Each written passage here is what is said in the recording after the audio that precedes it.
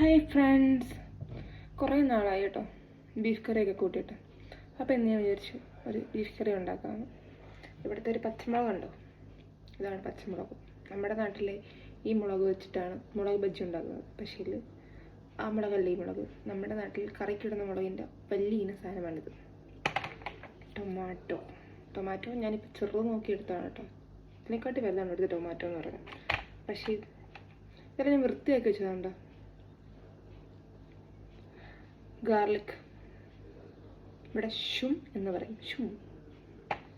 പിന്നെ വലുതായിരുന്നു ഒനിയൻ, ഭയങ്കര വലുതായിരുന്നു. പക്ഷെ ഞാൻ ഒനിയൻ അരിഞ്ഞ് വെച്ചു കേട്ടോ.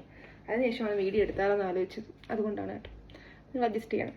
പിന്നെ ബീഫ് നമ്മൾ ഓൾറെഡി വേവിച്ച് വെച്ചിരിക്കുകയാണ്, കണ്ടോ. അപ്പം കറി വെച്ചാലോ.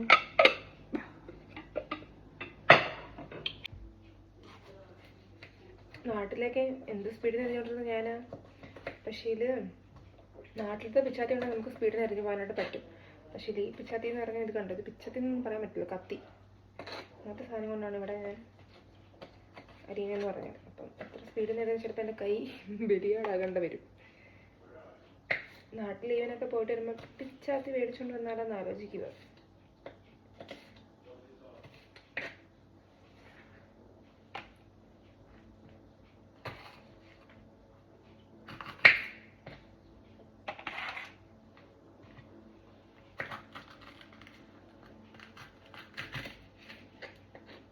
അടുപ്പത്ത് ഇങ്ങനെ പാൻ വെച്ചു. പാൻ ചൂടായിട്ടുണ്ട്. നമുക്കിനി ഓയിൽ ഒഴിക്കാം. ബീഫ് കറി വെക്കുമ്പോൾ നമുക്ക് കിട്ടാത്തൊരു സാധനം എന്ന് പറയാമോ, നമ്മുടെ നാട്ടിൽ കൊച്ചുള്ളിയൊക്കെ ഇട്ട് ബീഫ് കറി വെക്കുമ്പോൾ എന്താ ടേസ്റ്റാണ്. പക്ഷെ അവിടെ കൊച്ചുള്ളി പറഞ്ഞ സാധനം കിട്ടുമല്ലോ കേട്ടോ. ഇവിടെ നമുക്ക് സവാള മാത്രമേ കിട്ടുള്ളൂ. പിന്നെ കടുകില്ല. കടുക് ഇവിടെ ഉള്ള ഇന്ത്യൻ സ്റ്റോറിൽ കിട്ടും. പക്ഷേ ഇവിടെ ഇന്ത്യൻ സ്റ്റോറിൽ പോകണമെങ്കിൽ അഫുള്ളേ പോകണം. അഫുള്ളേ പോയെങ്കിൽ മാത്രമേ നമുക്കിത് മേടിക്കാൻ പറ്റൂ. ഇവിടുന്ന് എനിക്ക് അഫുള്ളേ പോകാനായിട്ട് ഒരു മണിക്കൂർ യാത്രയുണ്ട്.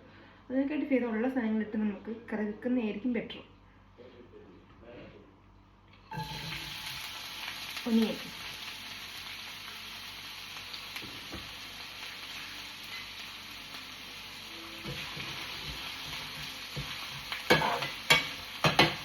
കൊച്ചുള്ളി നല്ല ടേസ്റ്റ് ആയിരുന്നു. പക്ഷെ കൊച്ചുള്ളി ഇവിടെ കിട്ടൂല കേട്ടോ. നമുക്കിവിടെ സവാള മാത്രമേ കിട്ടുള്ളൂ. ഒരു സവാള എന്നൊക്കെ പറഞ്ഞാൽ ഇത്രയും കാണും, ഇത്രയും കണക്കിലൊരു സവാള. ഇത് ഒറ്റൊരു സവാളയാണ് കേട്ടോ. ഒരു സവാള അരിഞ്ഞതാണ് ഈ കാണുന്നത്.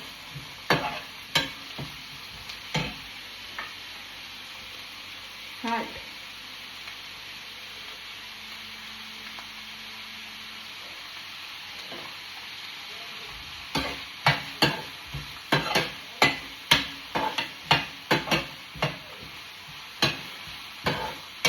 ഇടയ്ക്കിടയ്ക്ക് അപ്പച്ചൻ കുറേ സ്പെഷ്യൽ കൂടെ ഉണ്ടാക്കാറുണ്ട്, ഇവിടുത്തെ സ്പെഷ്യൽ.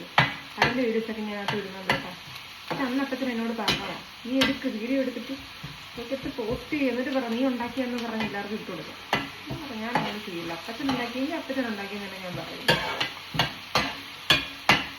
ഇവിടെ അപ്പച്ചൻ എന്ന് പറയുമ്പോൾ ആബ എന്നാട്ടോ. ഞാൻ ഇടയ്ക്കിടയ്ക്ക് വീഡിയോസിനകത്ത് ആബ എന്ന് പറയുന്നുണ്ട്. അപ്പം അത് ആബ എന്ന് പറഞ്ഞാൽ നമ്മുടെ അച്ഛൻ, അല്ലെങ്കിൽ നമ്മുടെ പപ്പ, നമ്മുടെ അപ്പച്ചൻ, ഇങ്ങനെയൊക്കെ ഇവിടെ ഹീബ്രുവിൽ പറയുന്നത് ആബ എന്നാണ്. അതുകൊണ്ട് ഞാൻ ആവാന്ന് ഇടയ്ക്ക് വീഡിയോയിട്ട് പറയുന്നത്. 5 മിനിറ്റ്. ഞാൻ ആദ്യം ഇങ്ങനെ വന്നത് കാരണം എനിക്ക് ഇച്ചിരി വെയിറ്റ് കൂടുതലായിരുന്നു കേട്ടോ. അതുകൊണ്ട് എന്നെ പൊടി ഐറ്റംസ്, മുളക് പൊടിയും മല്ലിപ്പൊടിയും പിന്നെ മസാല പൊടിച്ചത് ഇത്രയും എൻ്റെ ഒരു കൂട്ടുകാരുടെ കയ്യിലാണ് കൊണ്ടുവന്നത്. അപ്പോൾ അതുവഴി എടുത്തിട്ട് വന്നിട്ടുള്ള ആദ്യത്തെ ബീഫ് കറിയാണ്. അപ്പം നമുക്ക് ഇങ്ങനെ ഉണ്ടെന്ന് നോക്കാം. അപ്പം ഞാൻ ഒരു കരി അധികം വേണ്ട. ഈ സ്പൂണിനൊരു 3 ടീസ്പൂൺ മുളക് പൊടിയാണ് ചേർക്കുന്നത്. ഇത് മല്ലിപ്പൊടി ഈ സ്പൂൺ തന്നെ ഒരു 2 ടീസ്പൂൺ മല്ലിപ്പൊടി. അതിനൊക്കെ തന്നെ മസാലപ്പൊടി ഈ 1 ടീസ്പൂൺ മസാലപ്പൊടി. പിന്നെ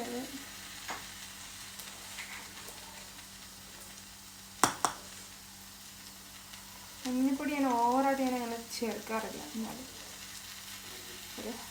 ഒരു കാൽ ടീസ്പൂൺ.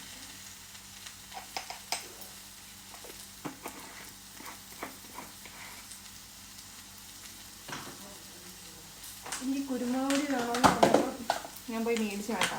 കവർ തന്നെ വെച്ചിരിക്കുകയാണ്. ഇവരങ്ങനെ കുരുമുളകൊന്നും എപ്പോഴും യൂസ് ചെയ്യുന്ന ആൾക്കാരില്ല.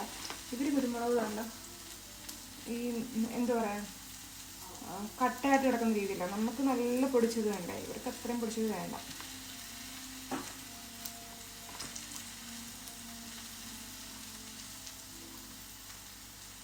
അത് ഞാൻ 1 ടീസ്പൂൺ തികച്ച് ചേർക്കുന്നില്ല, കാരണം ഇവർക്ക് എരി അധികം വേണ്ട. അതുകൊണ്ട് ഞാൻ ഒരു 1/4 ടീസ്പൂൺ എടുത്തിട്ടുള്ളൂ. അത്രയേ ഉള്ളൂ കേട്ടോ. ഇനി ബോഡി ഐറ്റംസ് ഒന്നുമില്ല. ഇളക്കുക, ചോദിപ്പിക്കുക.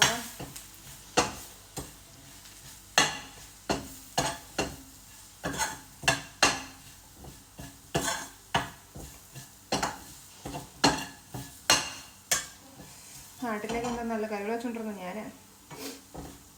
പക്ഷേ ഇവിടെ അപ്പോൾ ഭയങ്കര ഇഷ്ടമാണ് ഞാൻ കറി വെക്കുന്നതൊക്കെ.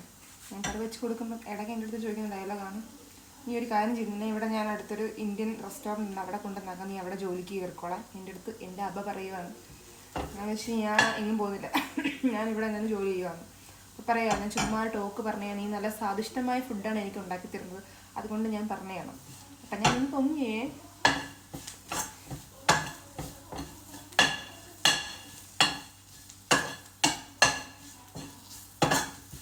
വീട്ടിൽ ഞങ്ങളുടെ അച്ഛൻ നല്ലൊരു ഫുഡ് അമ്മ ഉണ്ടാക്കുന്നതിനെക്കാട്ടി ടേസ്റ്റാണ് അച്ഛൻ അടുക്കളയിൽ കയറി ഫുഡ് ഉണ്ടാക്കുന്നത്. സത്യം, അത് ഞാൻ എവിടെയും പറയും, അമ്മയുടെ മുന്നിൽ നിന്നും പറയും. അമ്മ എന്തായാലും വീഡിയോ കാണുമല്ലോ. എൻ്റെ അച്ഛൻ ഫുഡ് ഉണ്ടാക്കുന്നത് ഭയങ്കര ഇഷ്ടമാണ്. അച്ഛൻ്റെ ബീഫ് കറി വേറെ ലെവല. ചേട്ടയ്ക്ക് വെച്ചിട്ട് ഞാനിങ്ങനെ ഡയറ്റൊക്കെ തടിയൊക്കെ കുറച്ചപ്പോഴത്തേക്ക് ബീഫ് അങ്ങനെയുള്ള കംപ്ലീറ്റ് ആഹാരങ്ങൾ ഞാൻ ഒഴിവാക്കിയിട്ടുണ്ടായിരുന്നു. ചിക്കൻ മുട്ട പിന്നെ പച്ചക്കറി ഐറ്റംസ് മാത്രമായിരുന്നു. ഇപ്പോഴും എൻ്റെ വെയിറ്റ് അങ്ങനെ കൂടിയിട്ടൊന്നുമില്ല. ഞാൻ ഇവിടെ വരുന്നെങ്കിലും എല്ലാ ദിവസവും അവിടെ ആബയ്ക്ക് വെയിറ്റിംഗ് മെഷീൻ ഉണ്ട്. ഞാൻ കറക്റ്റ് വെയിറ്റ് നോക്കി തന്നെ പോകുന്ന ഒരാളാണ് മുന്നോട്ട്. പിന്നെ ഒരു ബീഫ് കഴിക്കണമെന്നൊരാഗ്രഹം. അപ്പം പിന്നെ ഞാൻ വിചാരിച്ചു, മനുഷ്യനല്ലേ പുള്ളി, ബീഫ് കറി ഒന്ന് ഉണ്ടാക്കിയൊക്കെ വേണം.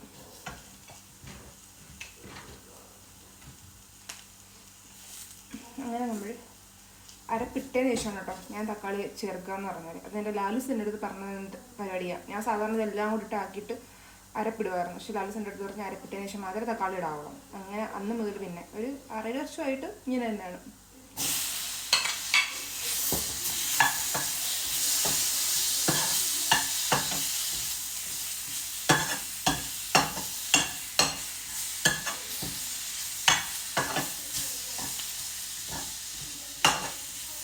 ഇനിയാണ് നമ്മുടെ കഥാനായകൻ്റെ വരവ്, ബീഫ്.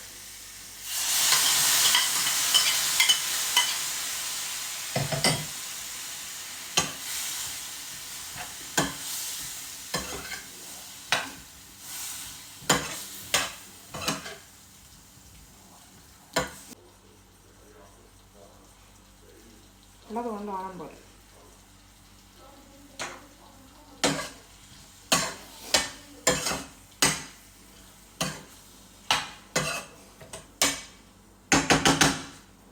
ഇനി ഒരു ബീഫ് എന്തായാലും 10 മിനിറ്റ് നാവിയിൽ വേവട്ടെ.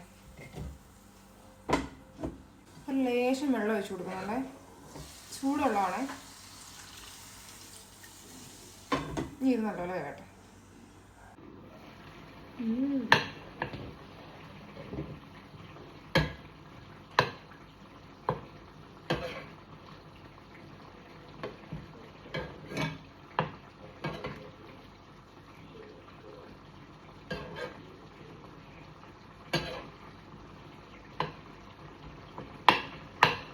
ബീഫ് കറി അങ്ങനെ ശരിയായിട്ടുണ്ട് കേട്ടോ. നമുക്ക് തീ ഓഫ് ചെയ്യാം.